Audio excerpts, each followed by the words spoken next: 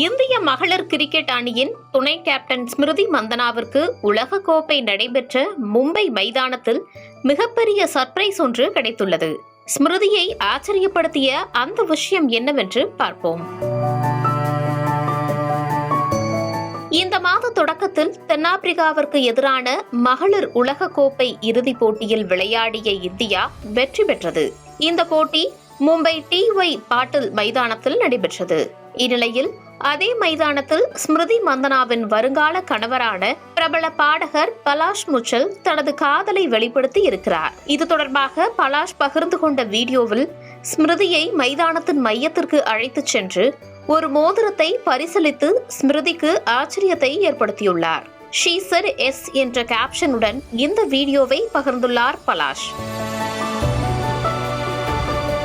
மும்பையில் உள்ள டி.ஒய். பாட்டில் ஸ்டேடியத்தில் கண்கள் கட்டப்பட்ட நிலையில் இருக்கும் ஸ்மிருதியை பலாஷ் மைதானத்தின் நடுப்பகுதிக்கு அழைத்துச் செல்வதாக இந்த வீடியோ தொடங்குகிறது.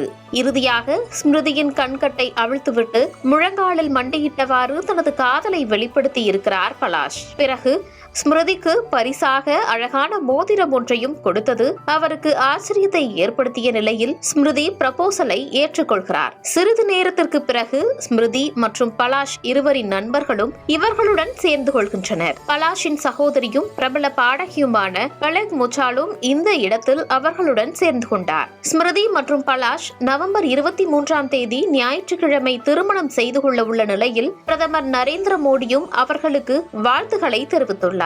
தற்போது பலாஷ் ஸ்மிருதிக்கு ப்ரப்போஸ் செய்யும் இந்த வீடியோ இணையத்தில் வைரலாகி வருகிறது.